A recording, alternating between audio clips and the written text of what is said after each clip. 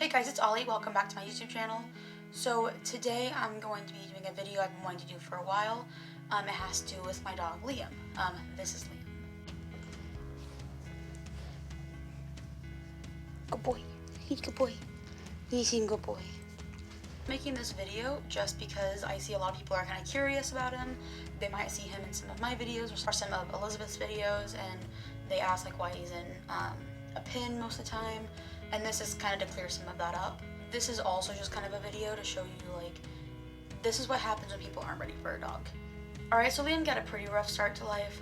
We don't know all the details, of course, but we do know he was in and out of a shelter almost his entire life up until a certain point. So we don't know when this woman got him. We're pretty sure that she got him when he was a puppy. He was in and out of the shelter. I believe that it was back and forth between her and the shelter. I'm not entirely sure. I also know that the reason she ended up fully giving him up was because she was with an abusive man who didn't like Liam, and she was worried that he would hurt him. So before that could happen, she went ahead and gave him up. But instead of taking him to a shelter, she took him to my friend Colton's house. So Colton's family had him for about 2 to 3 months. And they were trying to find a new home for him. He wasn't working out with the dynamic of the family, the other dogs. He doesn't like other male dogs, like really at all, or bigger dogs either. He has a lot of behavioral issues at this point. So at this point, he has some territorial issues. He's been in and out of the shelter his whole life. Things always change. He doesn't really have a lot of security, and he's old at this point, you know. So one day we were out with my friends, and I already had a dog, but I wasn't really looking for another one. But when they brought this up, my roommate at the time, who was also going to my brother-in-law, told me he wanted him. And I said, he's a small dog. As long as you take care of him, I don't really mind. We're moving in the summer to a bigger place anyway. Sure. And Christopher had told me that he knew a lot about dogs. He had a lot of experience taking care of them. I didn't know if he did or didn't, so I believed him. And we went and got him. So since Christopher didn't have a lot of money right at that point, he was between jobs, I went ahead and bought this big thing of food for him to get him started and a toy. And he also came with another toy. So that started it off. And it was going okay. He had a lot of behavioral issues, nothing that we couldn't train out of him. So it was going all right for a minute, and then we moved, and this is where things got really bad. So Christopher got him on March 19th of 2019, and then we moved in early June, so it'd only been a couple months. He seemed to be fine with the dog, but then he started to kind of lack on feeding him. He would be gone a lot of the time. So Christian and I just went ahead and started feeding him. It wasn't a huge deal, but then it started kind of being expected out of us. We told him that he needed to start taking care of his dog and needed to start feeding him, and we gave him multiple chances, saying if you can't, just let us know. But you need to start doing it at least most of the time instead of relying on us. He acted like he understood. So for a very long time, almost up until we got him, I had paid for the food, almost all of it, except for maybe one bag. And the bag that Christopher bought the dog was the Come and Get It, the Alpo, I think, Come and Get It. It's huge. The dog food is big. It's way too big for him, and he used to choke on it all the time.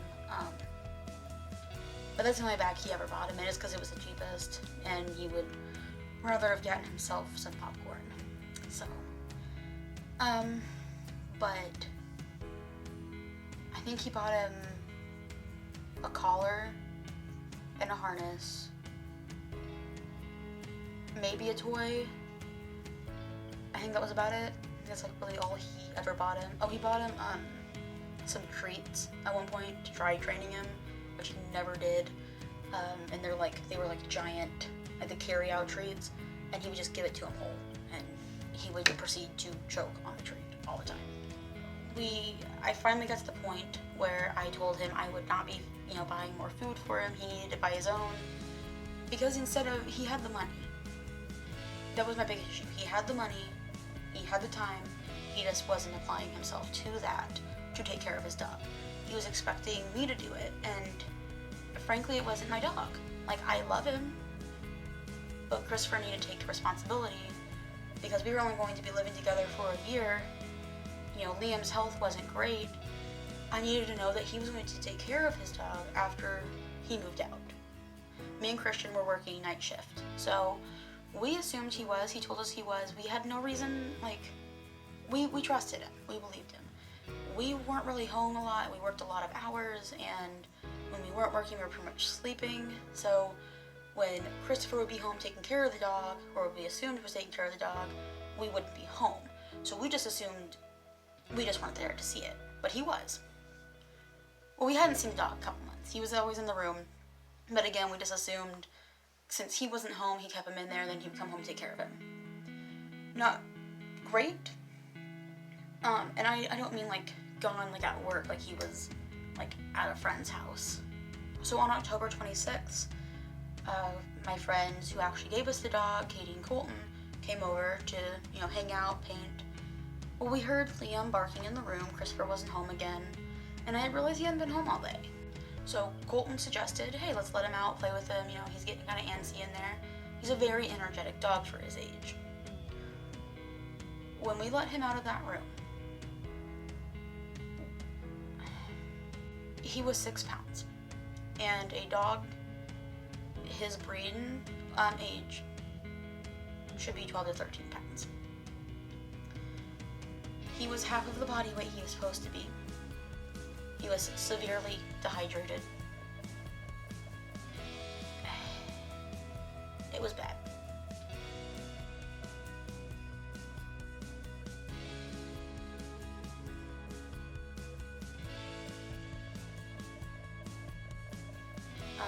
We'd also looked in the room.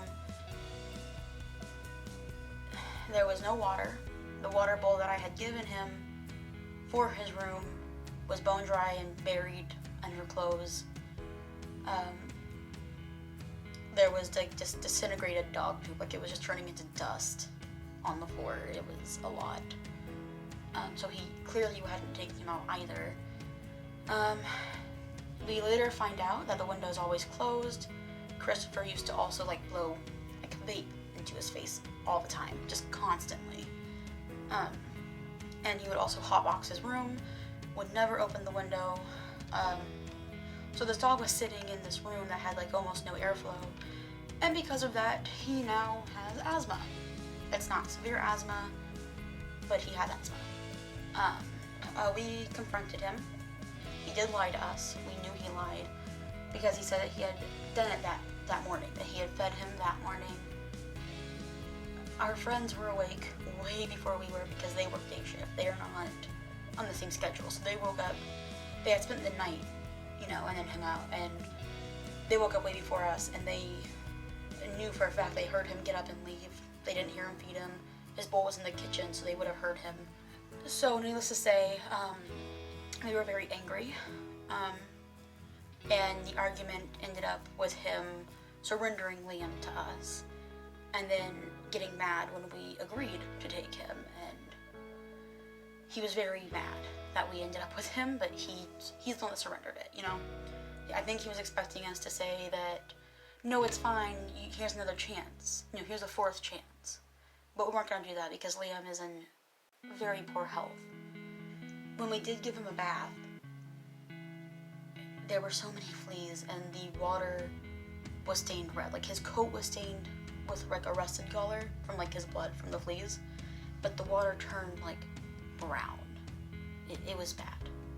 So as a result of this neglect, he has asthma. He has arthritis, which the vet said is possibly from him getting picked up too hard, because Christopher would pick him up very hard, under the armpits, and that's where he's most sensitive now. They said that probably worsened that. He is also going blind. So if you do hear him like barking in the background, that's normally because he sees like a shadow from someone and doesn't know what it is, or he hears a sound and doesn't know what it is. I couldn't believe what I saw. And I consistently feel guilty that I allowed that to happen in my home. Because Liam did not deserve to go through that. And I didn't notice until he was skin and bone. And the picture that I showed does not do justice. I mean, he looks fuller in the picture than he did, like, in real life. And like, he was so skinny, the four of us just kind of looked at each other like as if like, are you sure we just saw that? Are you sure I'm not imagining things? Because he was so skinny. His territory issues were much worse after that. He's getting much better, but that is why he has a pin. Liam needs a strong sense of security with his personal things, with his bed, his blankets, his own water bowl.